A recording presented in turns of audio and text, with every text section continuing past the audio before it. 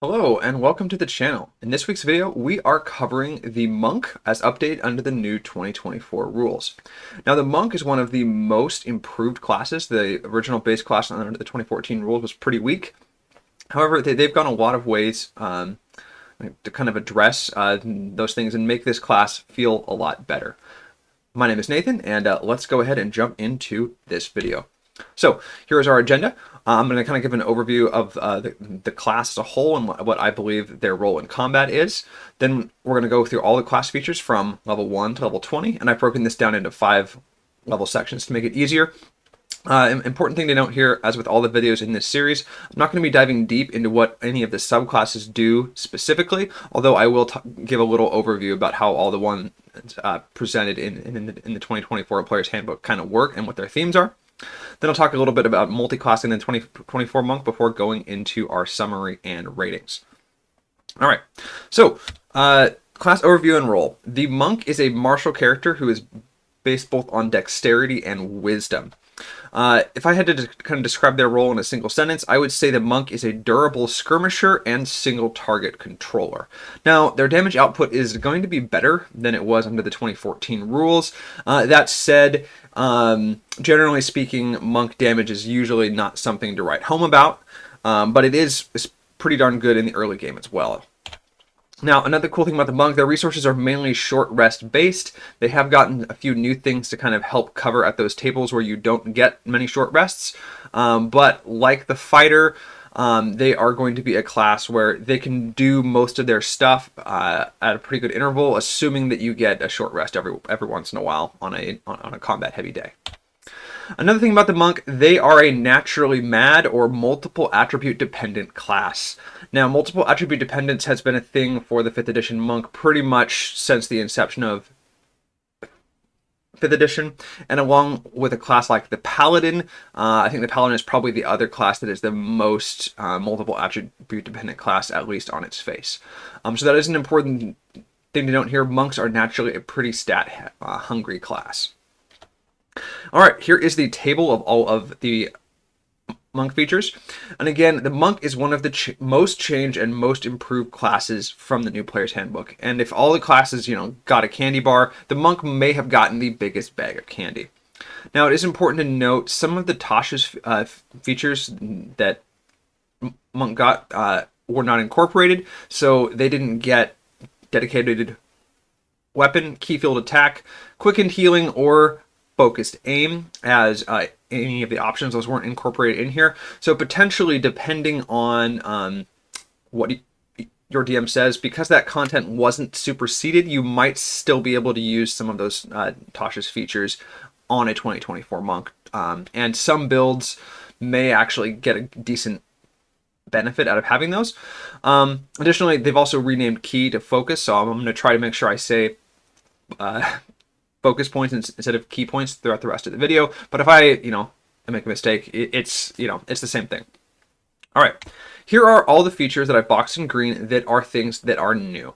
So they've gotten 6 new features, including the class capstone. A lot of there are some old features that were lost, but those ones that we did lose, other than all the Tasha's ones, they were mostly kind of like ribbon features that didn't really do much. And some of those ribbon features were reworked into some of these new features or incorporated into old ones.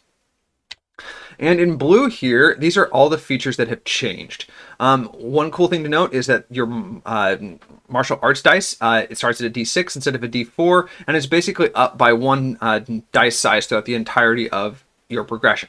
So that's an extra, 1 damage on hit at all levels, which is nothing to laugh at. A lot of features have been reworked, including things like deflect missiles is now deflect attacks. Stunning strike has seen a change, and that was potentially one of the reasons why the 2014 Monk was so weak, was because this one feature was so strong. There are some other features on here that do the same thing at the same level, but they have been renamed, like Disciplined Survivor. All right, so let's move on into our class feature discussion. So the primary ability of the Monk are both dexterity and wisdom. This isn't a new thing, it's just something new that they're noting in the 2024 Player's Handbook. So you need to have at least 13 dexterity and 13 wisdom in order to be able to multiclass into Monk or multiclass out of Monk. The monk's hit dice is a D8. This is the smallest of all the martials, but it is a pretty standard hit dice size. So they're not going to be as durable as like a fighter or a ranger or a paladin or a barbarian. They should be have about the same amount of hit points as a rogue. As such, you may not want to be frontlining as much. One of the things about the monk's class is they are going to be designed to be a bit of a skirmisher. Their skill list hasn't changed. However, their weapon list, they're now proficient with all simple weapons as well as any martial weapon that has the light property. So this is a more expensive list than they had in 2014, and they're now proficient with things like hand crossbows, which is an interesting thing. All right, features at level 1. The first one is martial arts, and martial arts is a pretty complex feature. So one of the things that you need to know about martial arts is, first we need to define what a monk weapon is. So in order to be a monk weapon, and a lot of your features will require you to be using only these, a monk weapon is a simple melee weapon or a martial melee weapon that has the light property. So there are more things that can be monk weapons now. However, a thing to note here is that this doesn't include any ranged weapons your monk might be proficient with. So if you're using a short bow or a hand crossbow or a sling or that kind of thing, those do not count as monk weapons. And darts I don't think count as a monk weapon now anymore either. So that is an interesting thing to note. Now, while you are both unarmed or wielding only monk weapons and not wearing armor or wielding a shield, you gain all of the following benefits. So the first one is bonus action unarmed strike. So you can make one unarmed strike as a bonus action. Under the 2014 rules, this feature required you to make an attack with a monk weapon or unarmed strike as part of your attack action. Now there is no prerequisite, so that's actually really nice. You could say, for example, dodge and make a single attack as a bonus action. Another thing is that if you were attacking with a ranged weapon, like say a short bow, that's not a monk weapon, you could potentially make your attacks use the new rules on the attack action to stow that non-monk weapon, and then you're allowed to use all of the features out of martial arts here. The next thing is martial arts die, so we can roll a d6 in place of our normal damage of our unarmed strikes or our monk weapons, and this grows as we gain levels in the monk class as shown in the table. And again, remember, we can't be holding a non-monk weapon or wearing armor or using a shield in order to use this. And the final benefit here that's dependent on these two prerequisites is dexterous attacks. So we can use our dexterity instead of our strength. We don't have to, for both our attack and damage for our unarmed strikes and our monk weapons. And we can also use dexterity for the saving throw DC of our unarmed strike when we want to grapple or shove. This part is new, and it is in line with the new kind of reworks to the unarmed strike ability. And this is something that can make monks probably one of the best grapplers in the game, and is a useful feature to have. Next up at level 1, we get unarmored defense. So while we're not wearing armor or wielding a shield, our base armor class is 10 plus our dexterity and wisdom modifiers. No changes here. And obviously one of the things on the monk is you are pretty heavily incentivized to not wear armor or use a shield. Now you can make a monk build that wears armor and uses a shield, but it does turn off a lot of our core kind of class features. And I have done a build on that before that you can check out over here, although that is a 2014 build. I generally speaking would not recommend doing that kind of thing on 2024 monk, as a lot of their those base features are very powerful. Moving on to level 2, we get Monk's Focus, and this is, the rename of Key. So we have a pool of focus points equal to our monk level, and we get all of those back on a short or long rest. Now, if any of our abilities require a saving throw, our focus DC is 8 plus our proficiency plus our wisdom modifier. We have 3 base focus points abilities. So we have Flurry of Blows, which costs 1 point. And as a bonus action, we can make 2 unarmed strikes. So like our bonus action attack out of martial arts, this one no longer has any kind of, you must take the attack action and attack with these weapons in order to activate. So that's another thing that's really nice, is now we can make either 1 bonus action attack for free, or 2 if we want to spend a focus point on it. And that is a huge kind of buff to the class and one of the great things that happen. Again, for example, you could use your action to dodge and then spend a focus point with your bonus action to make 2 attacks. And you can do this at level 2. Our next one is Patient Defense. It has a base cost of 0 and lets us disengage as a bonus action. If you spend a focus point at the same time, we can both disengage and dodge. Now, before, Patient Defense was just 1 focus point or key point to dodge as a bonus action. So this is definitely better. Next, we have Step of the Wind, which now has a base cost of 0 and lets us dash as a bonus action. And for 1 focus point, we can both disengage and dash, and our jump distance this turn is doubled. Again, this also used to cost 1 point and just give you the dash and the jump distance thing.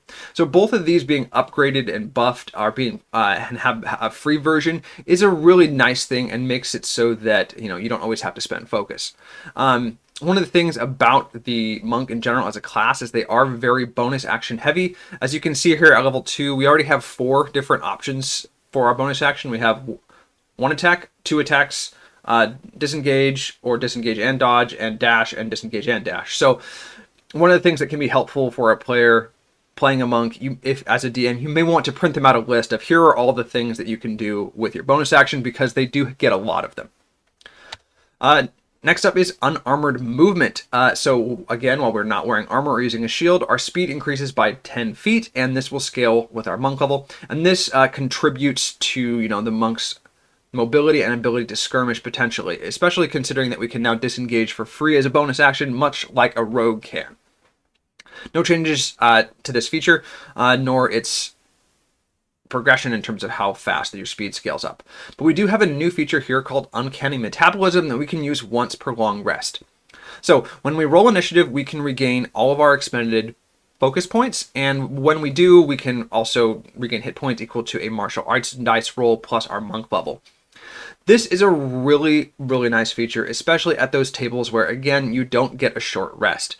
And one of the things that the designers did a good job with in this update to the rules is kind of making a lot of classes that were short rest dependent also have some way to get back their resources, or they scaled up their resources in a way that makes it so if your table doesn't get many short rests and it's kind of like a 1 or 2 combats per long rest type table, the short rest classes can do better with resources. So this is the one they give to monk. Again, I really like it. It helps you sustain both your health and your focus points, which is a big deal.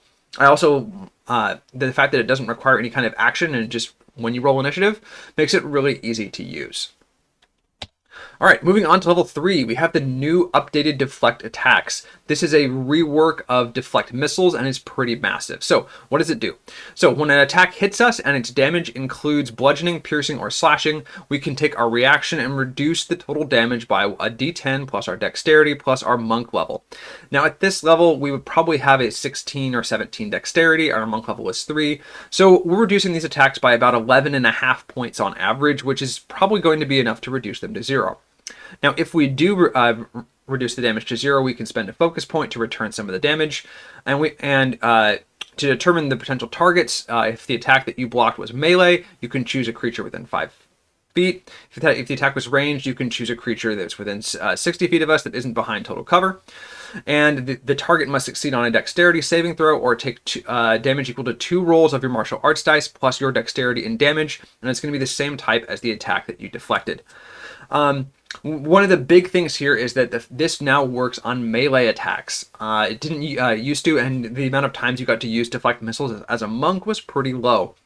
This is a pretty massive buff to the survivability of the monk, especially against monsters that only make 1 attack per turn. The return damage is also better. It used to be just 1 roll of a martial arts dice. Yeah, especially, given our martial arts dice is bigger now too.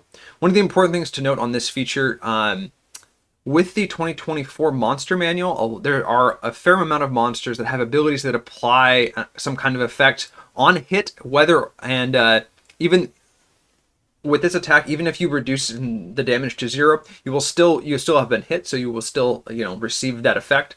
So for example, if a wolf attacked you, it hit you, one of the things the wolf has is it automatically knocks you prone without a save. So even if you deflected the wolf's attack and reduced the damage to 0, you would still fall prone. So that change on the mechanics of monsters does make this feature a little worse in those situations, but most of the time, I mean, it's still very good and it's a pretty massive buff. All right. Also at our third level, we get our monk subclass, and there are 4 options presented in the new player's handbook. There is the Warrior of Mercy, which is an adapted and slightly reworked Mercy monk out of Tasha's. There is the Warrior of Shadow, which is the Shadow monk. They have received a bit of a buff. There's the Warrior of the Elements. This is a completely reworked 4 Elements monk. They are much better and potentially the best one on here. And then we have Warrior of the Open Hand. An Open Hand also has been reworked quite a bit and is still a pretty darn good option. Moving on to level 4, we get our first ability score improvement or feat. And monks follow the normal feat progression. So you get feats at level 4s, 8, 12, 16, and 19. And 19 can potentially be an epic boon. Monks, your feat options, generally speaking, you can take 1 or 2 general feats that aren't the ability score improvement feat, and then generally speaking, you want to cap out your dexterity and wisdom, or at least get them close. As for your origin feat on a monk, Tavern Brawler is the one that you probably want, as it lets you potentially, there's a lot of useful things on that. You don't have to take it, but it is actually probably one of the best origin feats for a monk. Also at level 4, monks get the slow fall ability. So if we take any falling damage, we can use our reaction to reduce it by 5 times our monk level. And here that will reduce the damage by 20 points. Now you only take, it's 1d6 damage for every 10 feet that you fall. In order to, get that to up to 20 on average, that's going to be I think you're going to need about 5 or 6, so you could potentially fall 50 or 60 feet here as a monk and not take any damage. This is a really cool feature and lets the monk do some silly things like jumping off buildings and making like all these kinds of fancy landings, and it actually can be useful in some out of combat type situations. Moving on to level 5, our martial arts dice gets a bump here from a d6 to a d8, and we get our extra attack, and we get stunning strike, which has been reworked. So now, once per turn, when we hit a creature with a monk weapon or an unarmed strike, and remember, all monk weapons are melee at this point, we can spend 1 focus point to attempt a stunning strike, and the target has to make a constitution save. On a failure, they are stunned until the start of our next turn. It used to be until the end of our next turn, so that is a little bit of a nerf there. And on a successful save, their speed is halved until the start of our next turn, and the next attack roll made against the target before then has advantage. The once per turn thing is new, and you can't spam it anymore, so this definitely reduces the focus point consumption, and doing something when the target passes their save is still nice. Now, it's important to note here that the incapacitated condition, which the stun condition does apply, doesn't prevent movement, and stun doesn't either, so the target that you attack with your stunning strike can potentially walk around if they want to. Now, the only requirements here, it doesn't require a melee attack specifically, so if you have a way to make a ranged weapon into a monk weapon, notably the Kensei class out of Xanathars can do this, you can potentially make a stunning strike from range.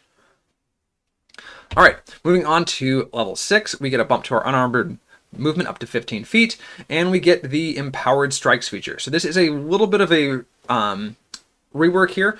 It used to make your unarmed strikes count as magical to overcome resistance to immunity to non-magical damage. However, now it says you can choose to do force damage instead of your normal damage type. Now, in the new monster manual, they seem to have done away with their whole resistance to non-magical damage type of thing. So since this kind of is the way of the past, the ability to swap damage types definitely makes sense here. You also get a subclass feature here at this level. They're usually pretty strong and flavorful and are pretty impactful. Usually the level 6 ones on our new player's handbook subclasses are quite good. Moving on to level 7, we get evasion. So this says that when we're subjected to an effect that allows us to make a dexterity save to take half damage, we instead take no damage if we succeed on the save and only half damage if we fail. This isn't new, and we also don't benefit from this feature if we're incapacitated. That line is new. It used to be if you were incapacitated, evasion still worked, which didn't make a huge amount of sense. So it makes much more sense now. So we lost our stillness of mind feature. However, we are going to get a better feature at level 10 to replace it. So that is something worth noting. The old stillness of mind, there was some questions about whether or not you could even take the action to remove the condition, because the condition didn't allow you to take actions and that kind of thing. So the new feature is much more clear, and we'll get to that at level 10. Level 8, all we get is our second ability score improvement or feat. No changes at this level. At level 9, we get acrobatic movement. This is a rework of the unarmored movement improvement feature. So this says that while we aren't wearing armor or wielding a shield, we gain the ability to move along vertical surfaces and across liquids on our turn without falling during the movement. Now, there is a clarification here, and one thing that has changed. The clarification is that it doesn't work with while you're wearing armor and shields. And the old version actually did. It didn't specify that you couldn't wear armor or wield a shield, so they closed a little bit of a loophole here. And this goes to, clarify the design intent of you don't wear armor or use shields as a monk. Moving on to level 10, we get another bump to our unarmored movement up to 20 feet, and we get the heightened focus feature here. Now, this is a new feature that is a pretty massive buff to pretty much all of our base focus abilities. So, our Flurry of Blows, Patient Defense, and Step of the Wind all gain the following benefits. With our Flurry of Blows, we now get to make 3 unarmed strikes instead of 2 when we spend that focus point. With our Patient Defense, when we expend the focus points, so that will be the disengage plus dodge, we also get to roll 2 martial arts dice and gain that much temporary hit points. And then with Step of the Wind, if we spend the focus point, so that'll be a dash plus disengage, we can choose a willing creature within 5 feet of us that is large or smaller, and we can move that creature with us until the end of our turn, and that creature's movement doesn't provoke opportunity attacks. So yeah, this is a pretty massive buff going like right at the end of tier 2, going into tier 3. The upgrade on Step of the Wind potentially allows us to save or transport an ally and that kind of thing. So remember, this feature on Step of the Wind also doubles your jump distance, so you can potentially grab an ally and jump across a chasm and that kind of thing. Or if there's an ally that's in the middle of all the enemies, you could run in, grab them, and pull them out to safety.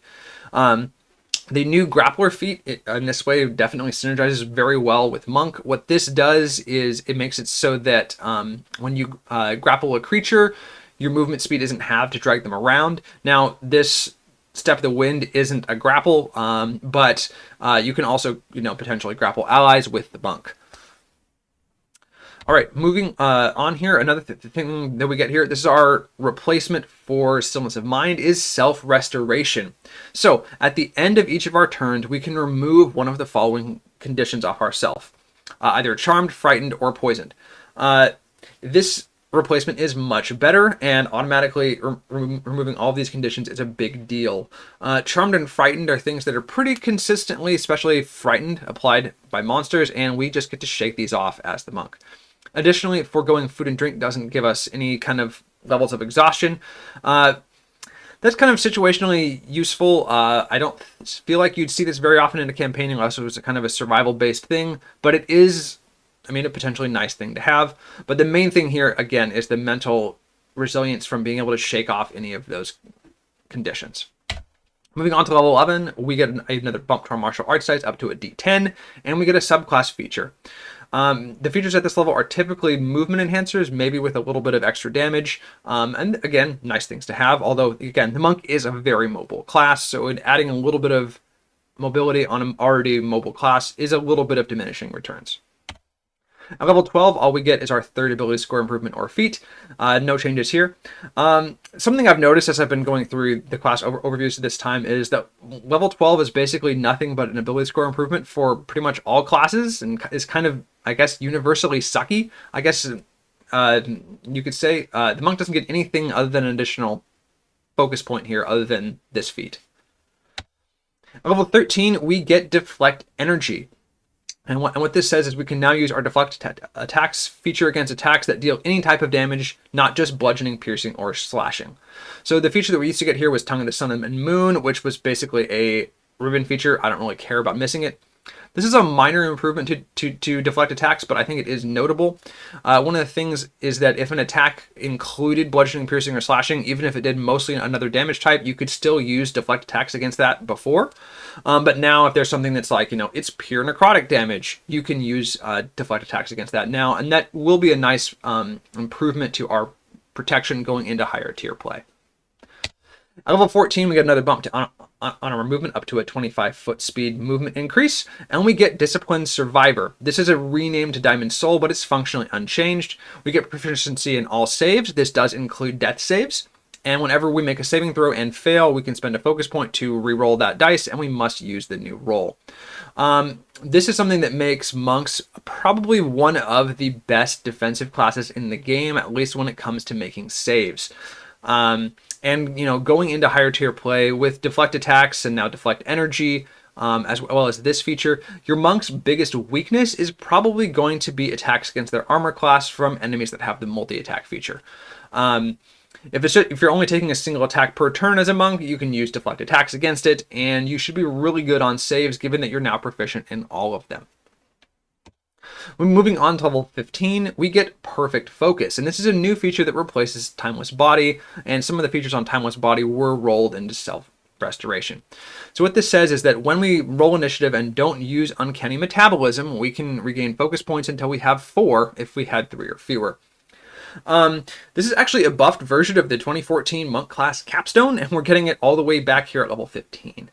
That said, this ability I don't think it's very good in that you're not going to see much use of it outside of tables that have a lot of encounters, or potentially you have a really focus point heavy subclass or playstyle, but it will be nice if it does trigger.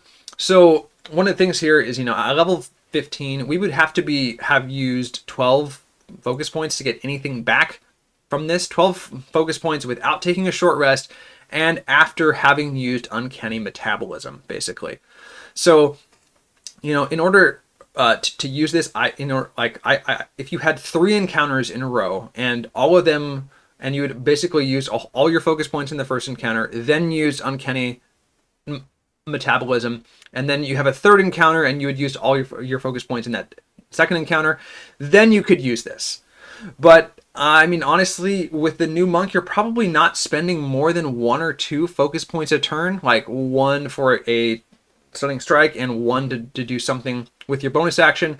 Most encounters don't last that long, so you have 15 focus points to burn through here, unless your subclass has things that use a bunch of them, or you're making a lot of saves with Disciplined Survivor. I really don't see you burning through resources that fast, and so that, again, the situations where I feel like you're going to use this are pretty limited. Moving on to level 16, it's just an ability score improvement or feat. No changes. This is kind of a sucky level, much like level 12. Moving on to level 17, our martial arts dice boosts up to a D12 here, and we get our subclass Capstone. The subclass Capstones are typically very nice and will boost your damage, and we haven't really seen many damage increases since we got that 3rd attack out of Flurry of Blows back at level 10. So this is a nice, typically going to be a nice bump to your damage. Moving on to level 18, we got our final bump to unarmored movement up to a speed increase of 30 feet, and we get Superior Defense. This is a rework to the empty body feature. So what it does is at the start of your turn, we can expend 3 focus points, so something to spend points on, and we bolster ourselves against harm for 1 minute or until we're incapacitated. So during this minute, we have resistance to all damage except force. This doesn't take your action anymore, and you can just fire it off at the start of your turn, which is fantastic. It's also cheaper. However, you don't get permanent invisibility, which gave you advantage on all attacks and disadvantage on all attacks against you if enemies couldn't see you. We also lost the ability to cast Astral Projection for 8 key points. That may or may not have been useful. I actually really do like this new version of this feature, especially because it doesn't take any action economy to activate. So this potentially will make you very, very durable, because resistance to all damage, when's that ever bad? Moving on to level 19, we get our final ability score improvement or feat, and you could take an epic boon at this point. No changes here. Moving on to level 20, we get the new Monk Capstone, which says, we have developed our body and mind to new heights. Our dexterity and wisdom scores each increase by 4 to a maximum of 25. I really like how simple and effective this capstone is. The reason why it's 25 instead of 24 is the epic boons can boost you beyond 20. So you could have potentially boosted one of these to 21 last level with your epic boon. So this would make it so you could still benefit from those stats. Although 25 is basically the same as 24 unless you're going to get multiple epic boons over the course of a long campaign. Again, very strong feature. A monk who had capped both their dexterity and wisdom here could get their unarmored AC up to 24. Well, 22. Yeah, 6 and 6 and 10 is 22. That's without any magic items. That's actually a pretty decent AC, although at level 20, that may or may not actually be a good AC. All right, so let's move on and talk about multi-classing the 2024 monk. Now, the minimum stats that you need are 13 dexterity and 13 wisdom. And if you take a level in monk and it's not your first class, you don't get anything in terms of proficiencies. You used to get the monk's weapon proficiencies under the 2014 rules, but this is gone now. And now, in my opinion, monk goes best with fighter, ranger, or rogue. Now, these are all classes that give weapon masteries. And, the monk is one of the few martial classes in the new player's handbook that doesn't get this feature. Also, all the fighter, the ranger, and the rogue all mix or match the stat requirements of the monk. The fighter can do 13 wisdom. The ranger is the same at 13 dex and 13 wis. Excuse me, the fighter is 13 dex. And the rogue is also 13 dexterity. Now, monk wants to dip with these classes more than these classes want to dip with monk. And again, as a monk, you basically can't wear armor. And all these classes, normally a version of these classes want to wear armor. So they don't really want to dip with the monk, although the monk, again, would love to have weapon masteries. Some other classes that can also work well with the monk are the cleric and the druid. And again, both of these classes match your stat requirements at 13 wisdom. Getting caster levels on your monk definitely provides you with some additional utility and options, although with the 2024 changes to the monk class, there's a lot more incentive to continue in monk after level 5 or 6. If you want to get the Shillelagh cantrip, either from Druid or potentially an Origin feat, if you used Human and wanted to get something in addition to Tavern Brawler, that's an interesting option to make a Wisdom single attribute dependent monk. On that kind of character, you could potentially prioritize your Wisdom and your Key Save DC over your Dexterity. Most monk builds typically are going to want to be mostly monk. Other characters can potentially leverage the unconditional bonus unarmed strike or strikes from Flurry of Blows if they get a level or two.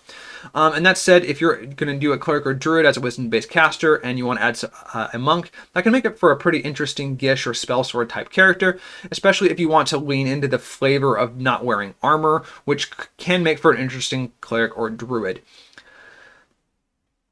All right, let's go into a summary and ratings and kind of talk about the class as a whole. So first up is offense, and this is kind of their ability to deal damage and that kind of thing. Now, overall, I'm going to give the monk a 3 out of 5 here. Their offense got a massive boost with the better unarmed strike scaling and more attacks at level 10 with the heightened focus feature.